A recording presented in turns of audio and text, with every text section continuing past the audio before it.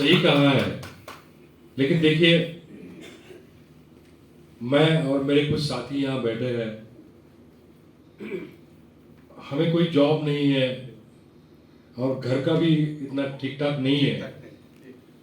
तो सर क्या होता है, आप कहते हो ये 2 महीना 3 महीना ट्रेनिंग लेना है, ये करना वो करना, लेकिन सर मुझे आज के दिन की परवाह है। आज का दिन, मेरे घर में मेरा एक बेटा है, आज के दिन की मुझे मतलब शाम को खाना कैसे तैयार होगा, ये मेरी दिक्कत है। और ये मैंने देखा कि ऐसे लोग धनवंतरी में सक्सेस, तो ये सोचकर तो मुझे ये पता है कि जब मैं मेरा हर दिन का भी चले और आगे भी जाओ, वो मुझे जरा क्लैरिटी से बताइए। Sure sir, sure sir, thank you sir, thank you.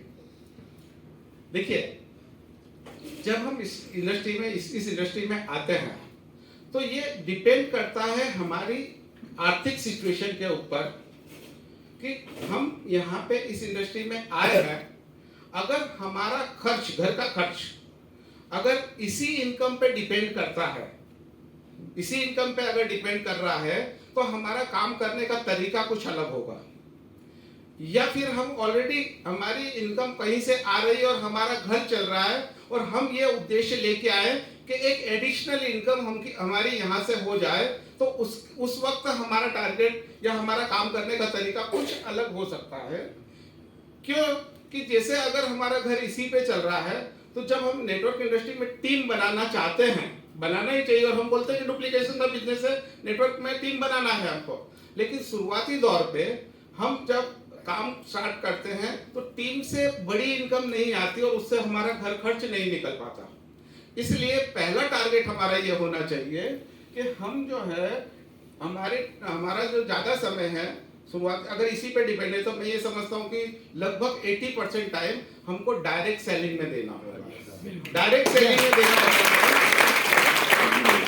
आपको लोगों से मिलना पड़ेगा, लोगों से बात करना पड़ेगा, लोगों को प्रोडक्ट बेचना होगा, मतलब लोगों को प्रोडक्ट प्रमोट करना होगा, मतलब आपको क्लाइंट बेस खड़ा करना पड़ेगा। तो क्लाइंट बेस खड़ा करने से क्या होगा, डायरेक्ट आपको पहले दिन से 120 रुपए इमेज पे मिल रहे हैं। एमआरपी डीपी का अगर बात करें तो 120 वो, और डीपी और एमआरपी के बीच का आपका ऐसा पैसा आता है, तो वहां से आपका घर खर्च निकल सकता है। और धीरे धीरे जैसे जैसे हमारी इनकम बढ़ती जाएगी, वैसे वैसे हम टीम पे भी ध्यान देते जाएंगे। अब ये काम करने के पीछे के 2 मकसद होंगे। पहला मकसद ये होगा कि हमारा घर खर्च चलाना, और सर दूसरा मकसद ये होगा कि जब हम प्रैक्टिकली खुद फील्ड में जाएंगे, लोगों से बात करेंगे, तो हमको नॉलेज बढ़ेगा, लोगों के कैसे कैसे प्रश्न होते हैं, लोग क्या क्या प्रश्न पूछते हैं, हम उसमें सॉलिड बनेंगे।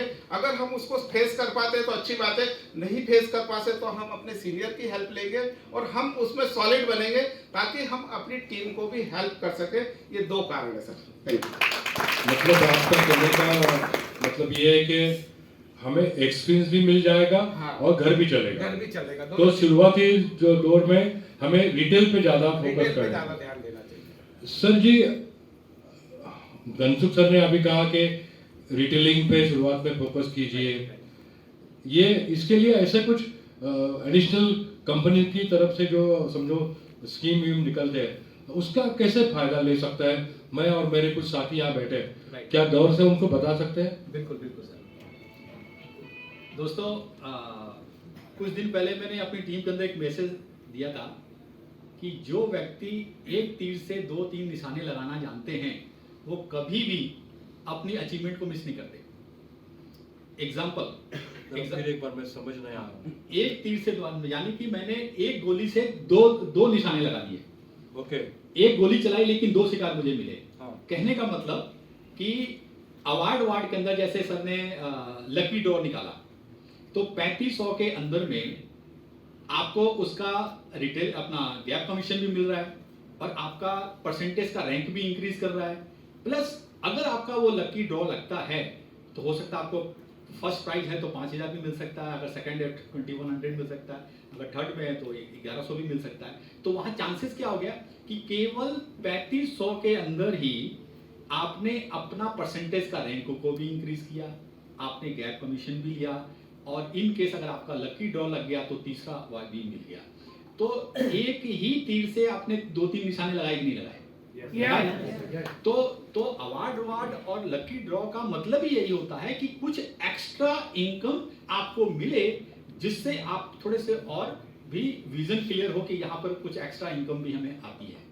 और जैसा कि अभी सर ने कहा था अपना ग्रोथ के लिए, और खास करके ये जो लेक्चर हो रहा है सर के साथ में, वो हमारे बिल्कुल फ्रेश लोग, जो धन्वंतरी में बिल्कुल नए नए लोग आ रहे हैं, उनके लिए हो रही है।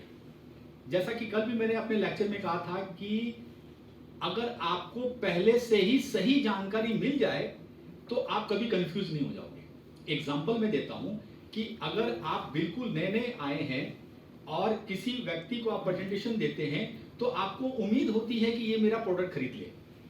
आपको पास जितना भी नॉलेज होता है, आप पूरी एनर्जी के साथ उसे अपना प्रेजेंटेशन देते हैं, लेकिन किसी कारण से अगर वो आपका प्रोडक्ट नहीं लेता, आपके साथ ज्वाइनिंग नहीं लेता, तो आप 2-3 लोगों के पास जाते हैं और 10 लोगों तक अगर आप सफल नहीं होते तो बोलते हैं ये मेरे बस का बिजनेस नहीं, ये मैं नहीं कर सकता। लेकिन ऐसा हकीकत में नहीं है। हकीकत में ये है कि नए लोगों के लिए कि पहले 10 प्रोस्पेक्ट आपसे प्रोडक्ट खरीद पाए या ना खरीद पाए, लेकिन वो 10 प्रोस्पेक्ट को प्रेजेंटेशन जो आपने दिया, वो लोग आपको सही में प्रोस्पेक्टिंग करना सिखाते हैं।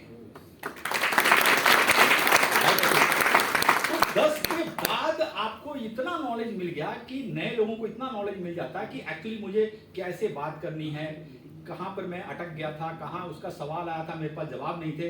तो वो सारा डाटा लेकर के आप अपने सीनियर के साथ बैठोगे कि मैंने इतने प्रेजेंटेशन दिए, यहाँ मुझे ये हिडन आई, यहाँ ये प्रॉब्लम आई, या ये ऐसे ऐसे सवाल आए और मैं बिल्कुल नया हूँ, मुझे पता नहीं। वो सारे सवालों का जवाब अब आपके पास आ गया, कैसे बात करनी है सब आपने सीख लिया। अब आपका रियल प्रेजेंटेशन 10-12 लोगों के बाद स्टार्ट होता है, क्योंकि अब आप मास्टर हो गए, आपके पास एक सॉलिड आत्मविश्वास हो गया।